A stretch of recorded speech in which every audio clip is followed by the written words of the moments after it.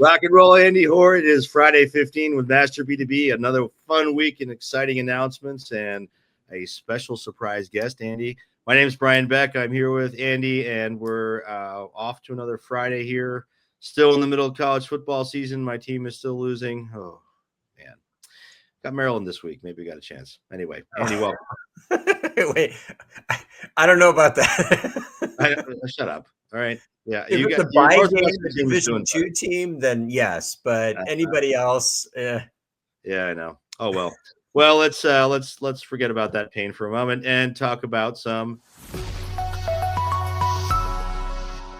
breaking news. Andy, this is incredible. Amazon says its AI shopping assistant Rufus is so effective it's on pace to pull in an extra $10 billion in sales. Andy Jassy. According to CEO Jassy, 250 million shoppers have used Rufus this year. Customers who engage with Rufus during their shopping journey are 60% more likely to complete a purchase. This is AI in action, AI improving the search experience. This is a contextual shopping engine, Andy. What are the implications for B2B? Oh my God. Again, there are companies that are technology companies and there are companies that are not. And Amazon is clearly an example of the former. They've invested in Perplexity. They've got this.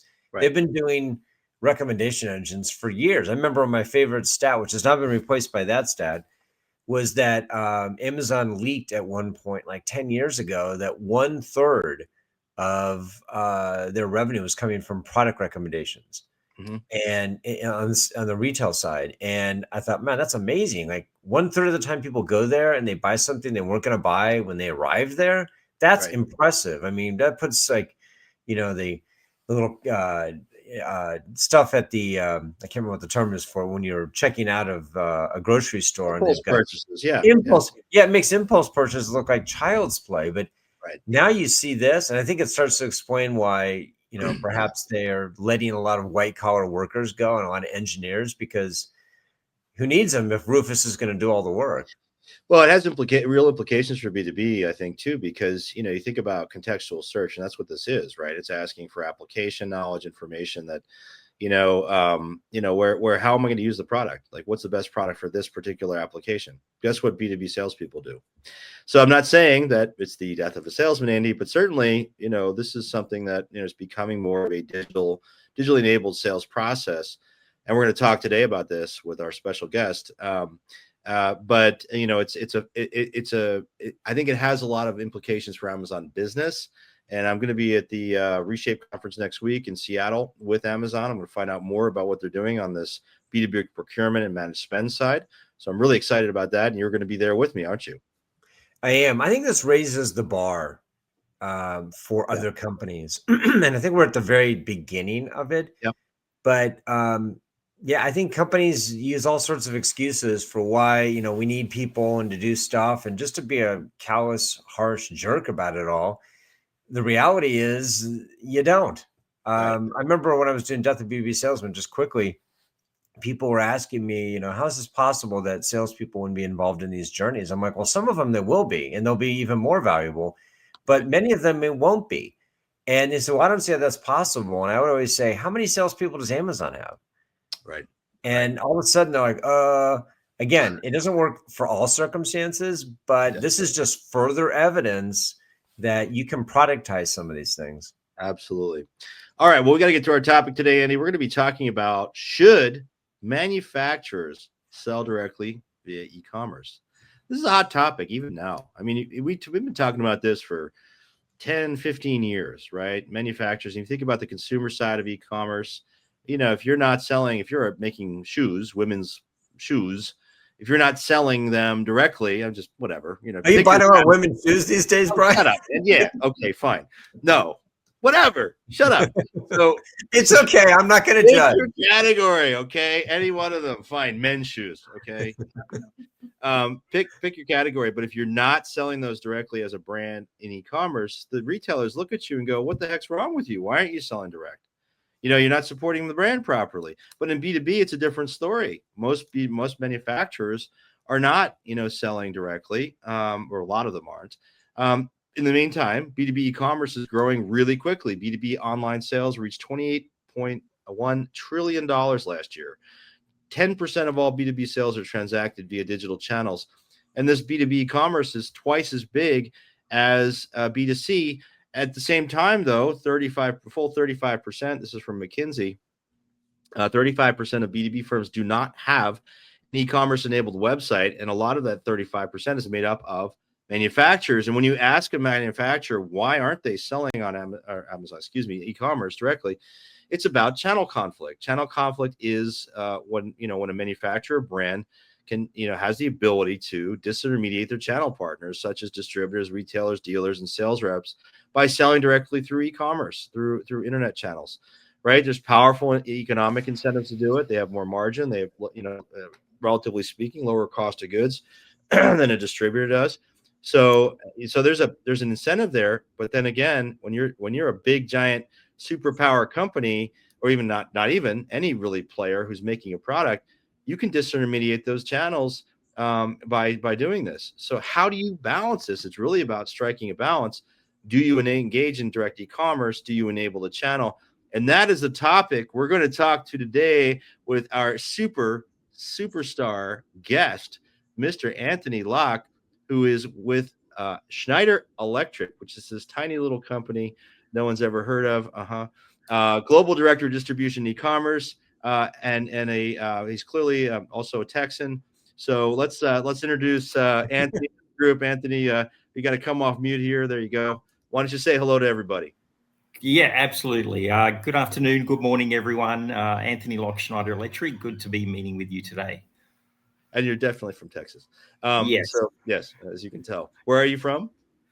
So look, I'm originally from Australia, but I'm currently based in London, UK. And so I've been working with Schneider Electric for, we were talking earlier, it's my 30th year. Wow. So I kind of, I feel my age sometimes. But yeah, I've been through quite a journey with the business, and I guess also in B2B distribution in terms of, being along for the ride in terms of the digitization of selling and the implications of that as a manufacturer and to our partners. So it's been an interesting journey. Yeah, no question. I was just with you. We were just hanging out in Copenhagen, in Denmark, which I was fortunate. Thank you, Anthony, for the invitation to speak at your conference related to global enablement, digital.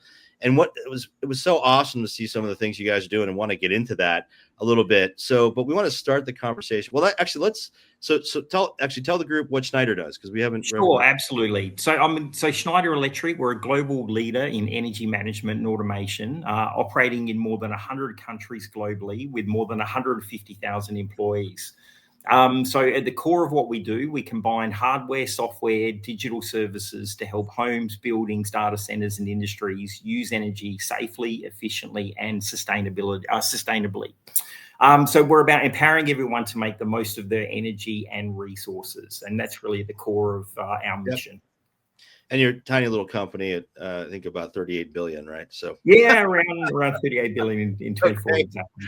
Yeah. So clearly a leader in your space, and from that conference I was at with you, lots of big distributors, mid-sized distributors, the Rexels of the world were there, DigiKeys, all these different, really prominent companies that have their own e-commerce, right? They're looking to still enable their business. You as a leader, you have a huge presence in the market. Every electrician in the world knows who you are. Industrial automation companies, et cetera. What is should a manufacturer sell direct? That's the question here. What's the role of the manufacturer as you think about this dynamic? E-commerce presents an opportunity. What do you think? It's a good question and a very interesting one. The way that we see it, is that it's really about, a partnership of, two specific types of expertise. And I think that's a little bit of what we saw in Copenhagen. Schneider Electric is about partnering. And so, for us, you talked about the 38 billion, more than 50% of that goes through our distribution partners. And, we're really about focusing and enabling, that to happen and for them to be successful with us. So if you consider, I mean, we work with a wide range of different partner types who are at all different, steps of that digital journey in terms of the maturity. Some of them extremely mature in terms of digital selling and, full omni-channel. Some of them more, focused on proximity, with a consultative engineering solution play, and some in the middle. But what we try and do is basically bring our understanding of the segments and types of customers that they are serving, understanding their pain points, understanding, what they are trying to achieve in terms of what part of the, buying process are they in? Are they in the, investigation, prototyping, production, MRO, et cetera, and bring those two pieces of expertise together really to win and for us to establish ourselves with those partners as a category champion. So for us, certainly our strategy, at a point in time, we've looked at taking a direct play to market, but it's something that we quickly established was really not something we wanted to focus on. And so, today we're about enablement with our partners. So you're not selling directly. It's all no. So again, a few years ago, we took an experiment in a few countries really to open some web shops and to use that, I guess, number one, as a way of perhaps doing some fast track entrance to market with new products. Collect a bit of data. Understand appetite. Number two, use it as a bit of a flagship selling experience as well. Putting these e-com, shops out really, with the best content, best customer journey, etc. Sure. But we really quickly established it wasn't our skill or expertise to be doing that. And so, quite frankly, we looked at it and we thought, how do we manage, kind of that, get those values, but do it with our partners. And so we pivoted away from a web shop approach. And what we've now gone to is to a marketplace enablement approach. And so we're either helping our partners launch and execute on their web shops, or in some of our countries, we actually launch our own Schneider Electric marketplaces, but they're fully, backed and supported by our distribution partners. And it's a way to help them fast track, digitize, and capture e-commerce revenue in situations where perhaps they don't have the expertise or the investment or whatever the challenge could be to enable them to actually set up their own, their own e-commerce shop and start selling. Got it. So yeah. So some of those, so you're not selling directly. You backed away from it. Now you're fully engaged. And one of the things I was really impressed with, Anthony, at the conference, at your innovation summit, was some of the tools you guys are bringing to the market to enable these distributors. Can you describe some of those? I mean, it was amazing to me. I think like you and Mark Malquin, who's one of your peers, you guys were creating like microsites in real time from the stage in front of like 500 people. I'm like, this is amazing. So anyway, you want to just talk about some of those tools? Absolutely. I mean, look, the way, again, to win in that dynamic that we talked about, we need to make sure that we're kind of bringing a full stack of capabilities to support our partners to execute, deliver the right customer experience, and, really tell the customers that they're serving, like, I know who you are, I know what your challenge is, I know your pain point, and I can help you.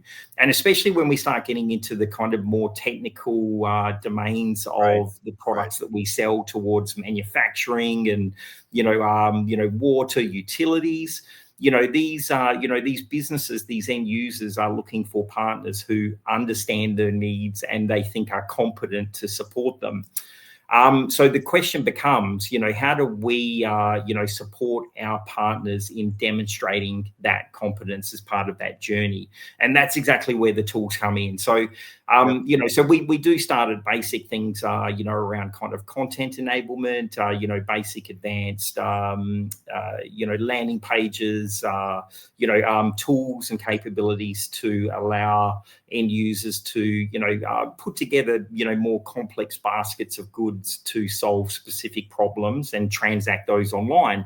And so then in terms of what you referenced and we were, demoing in Copenhagen, one of the pain points that we've seen is that, so we build, selectors and capabilities and different tools which allow an end customer to go put in a configuration, build a basket, and then check that out. But there is a technology requirement sitting behind the execution of those tools. And as simple as it may sound, what we can often see is getting that onto one of our partners' site is a nightmare. And I've seen it take 2 months. I've seen it take 12 months. I've seen it start and never end. So the strategy that we're working on right now is that, we know that because we have such a mix of different maturities and also technology challenges, it's not always even a maturity thing. It can just be, the technology, capabilities you're using don't allow you to be as agile and integrate things in the way that you would like. We looked at that and we said, how the heck do we solve that and really, serve all? And so one of the capabilities, to your point, was, we've developed a microsite setup where we can basically, execute and launch a custom microsite branded, with the partner that has all of those selection tools in it, which are typically super difficult to, deploy and integrate. And they get them like that. And that was incredible. I mean, it was good fun. It was literally like 30 seconds. You were like, somebody raised their hand. Yeah. Let's make a microsite for you. We were calling out to the audience. We had the logos ready and we just popped it in, and it was great. And, the response we got in terms of the, our partners in the room recognizing, kind of the friction that we were removing in that process. It's not even about the friction with their customers. It's about the friction between them and us in terms of enabling them. It was super well received. So, so it was a pretty good, pretty good demo. And, I think a lot of follow-ups come from that. I have, and Andy, I'm sorry, I'm taking all the questions here, but this is fascinating. One other question that I want to ask you before we run out of time here, as it relates to, because you and I had a quick conversation on this in Copenhagen. It's about the changing relevancy in search, right? So, and where people are searching, how they're getting answers. AEO, answer engine optimization versus SEO. And I know as a manufacturer, you told me you view helping companies to show up in search and stay relevant, your resellers, this is critical. What's changing there? I mean, how are you measuring this new impact with all this volume shifting to LLMs now, including on Google itself? How are you maintaining relevance? Is it something you're still figuring out? It's a new strategy in itself. There's no getting away from it. And look, reflecting on my 30 years in terms of working in, in distribution and, working with these partner types and looking at the new technologies that come. It was like the revolution of e-commerce and, oh my God, e-commerce is going to be the death of a salesman. You talk about that, Brian, but of course it wasn't. It's about how it enables and so forth. And then also the impact and the time frame, that, the introduction came, especially into B2B industries, is a bit slower sometimes than maybe we anticipate. This whole thing about SEO geo, to me, this is a revolution. And, I think it was only months ago, that we were all speculating around what could be the impact. We're in B2B Chicago, and I think, the topic was being touched on lightly as to, yes, this is something to reflect on. And, let's consider this in our strategies. And then suddenly, before we know it, it's there. And people are doing it, and we're doing it. I'm sure you're doing it, right? We're all doing this. Like, Google's not obsolete, and nor will it ever will be, in my opinion. But for sure as heck, I'm using about 4 different LLMs now, to do some of that data crunching and tell me something versus, kind of having to go and raw interpret data. And that is happening in B2B. And then how do you know you're staying relevant? Because you can't measure, because there's no click. So there's get this whole exactly. But there are, and this is the exciting thing. So look, our response is, what we've done is immediately started to launch some pilots and investigation in how to both measure and impact. And there are ways to measure. You can start to understand whether you are an authoritative source in an authoritative source in geo. You can start to get a data point on that. You can start to understand what are the authoritative sources and who's winning, and then how do you start to bring your presence towards those sources in whatever way possible. So for us, what we're doing is we're working with some of our channel partners. We're actually running some different pilots in different, geographies to look at this impact and really establish the baseline of understanding of how to drive it. But make no bones about it. Do not kid yourself. This is here. This is landed. It is happened. Right. Yeah. So we're going to bring you back, Anthony, for another session to talk about AEO, GEO, generative engine optimization, AEO. I think we'll need 30 minutes. Whatever the name is going to be, it's this whole change in the research dynamic and getting answers and how brands stay relevant in that age. So anyway, Andy, did you have a question before we wrap? Yeah, just actually, I want to ask the controversial question now. So you mentioned about the channel conflict. That was mostly deconflicting on the back end. I want to ask about the front end. You brought it AEO, SEO, GEO. They're kind of all merging together.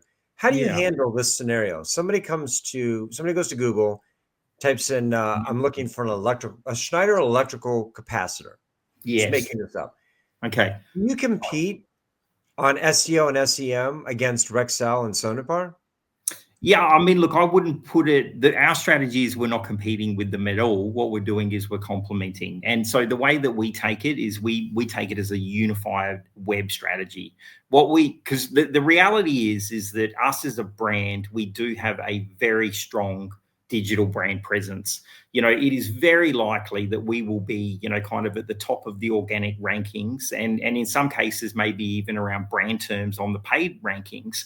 So we're going to be there. But what we don't want to do is cause friction in terms of that end user's buying process. So the simple answer is that whether we win or whether they win, all paths go to them. And how do we do that? We do it with things like, commerce connector capability. So even, when we do get customers coming into our site, if they have a transactional intent, and intent is important, because if they don't have a transactional intent, it might be quite appropriate that they are in our domain and the understanding more about our solutions, capabilities, applications, the way our product can help them.